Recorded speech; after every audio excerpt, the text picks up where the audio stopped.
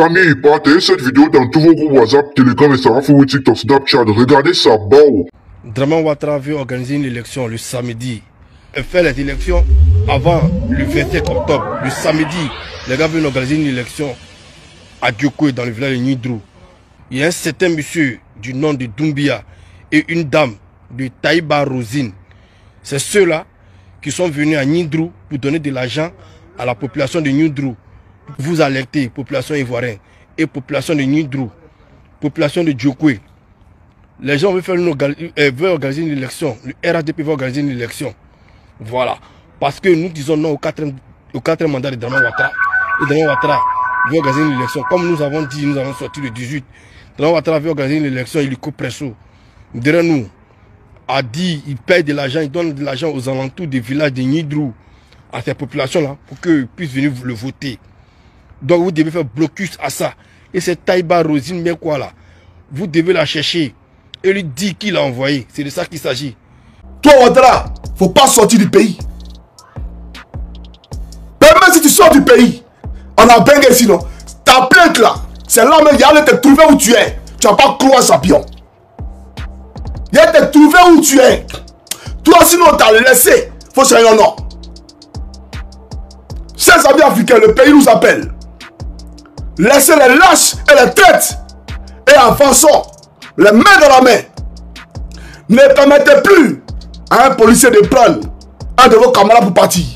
On lance la crie sur vous. Vous prenez la crie, vous lancez sur eux. Prenez un piment. Mettez dans la bouteille. Faites de l'eau, jus de piment. Lancez sur eux.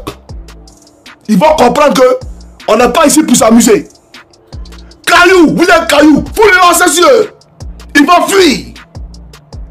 Parce que je vous dis, je vous fais une anecdote. Quand nous on était à l'école de la mairie, on a fait cet exercice-là. Il y a une partie des élèves qui étaient considérés comme des manifestants. Et une autre partie était considérée comme des forces de l'ordre. Donc, et puis après on change, vise ça. Mais on ne s'est pas fait cadeau. Chers amis, nous on prenait un bois d'allumettes et puis on allume ça comme ça. Et puis on jette sur nos camarades. Dans la bouteille, on jette sur eux. Tellement on voulait les gens. Et bien ils savent. On prend piment en poudre. Donne même chier sur eux. Et puis ils prennent et puis ils lancent sur eux. À l'école de la mairie. Et nos formateurs, ils étaient contents. Ben, ça veut dire. C'est-à-dire qu'on a donné le meilleur de nous-mêmes.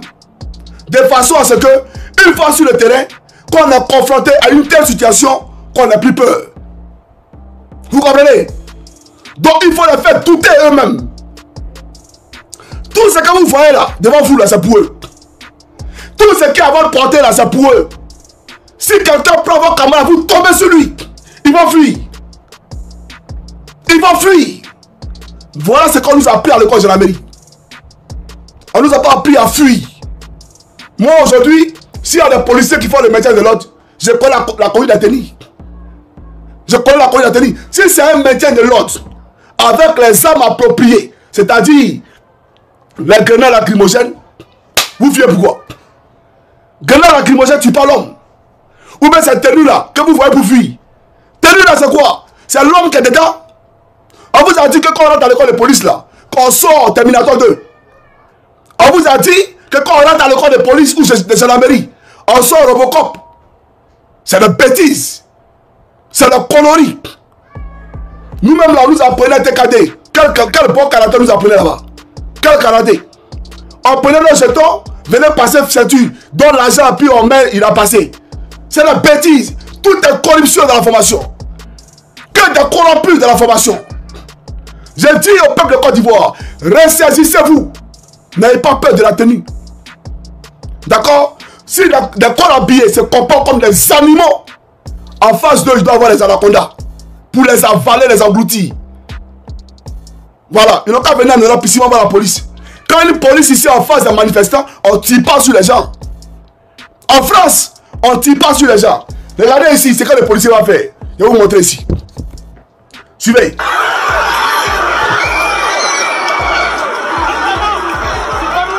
Regardez ce qu'il va faire.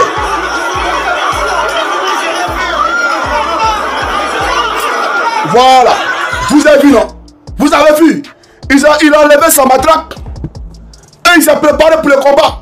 Mais il sait que ça combat ce coup de poing. Il n'est pas venu à Kalash. Ceux qui sont en tenue de police là, ce n'est pas des policiers. C'est des rebelles.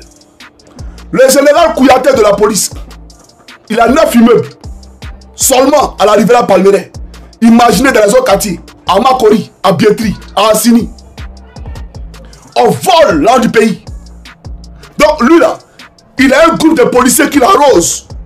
Eux ils sont prêts à faire tout ce qu'ils veulent. Parce que c'est le patron qui est là, c'est le gars.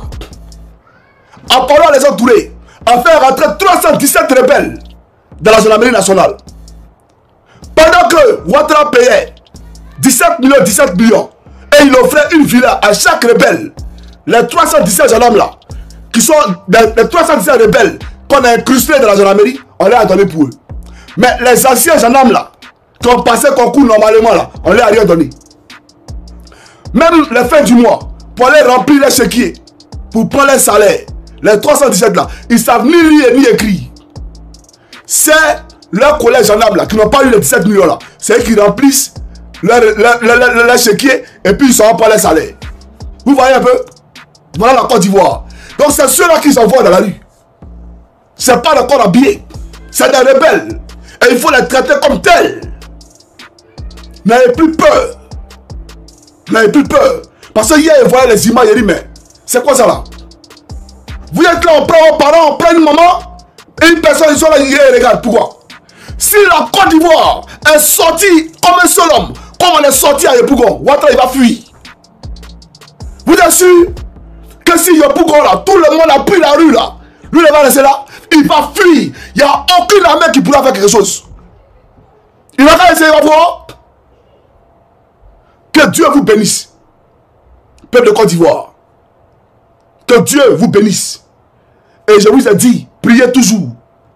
Recommandez votre sortie. Et ce combat à l'Éternel aussi. Pour qu'il vous protège. Quand vous serez en train de revendiquer une meilleure condition de vie sociale pour vous et vos enfants. Plus de liberté pour vous et vos enfants. Et bien entendu, une prise en charge effective sur le plan social pour vous et vos enfants. Que Dieu vous bénisse. C'était mon frère. On ne lâchera rien. Tant que votre train ne tombe pas. On ne lâchera rien. Parce que s'il pense qu'il est un démagogue et que tout le monde est démagogue, nous ne sommes pas des démagogues. Peuple de Côte d'Ivoire, l'histoire s'écrira avec nous. Nous sommes en train d'écrire notre histoire.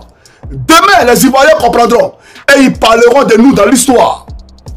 Que nos pères se sont levés pour qu'aujourd'hui on soit libre.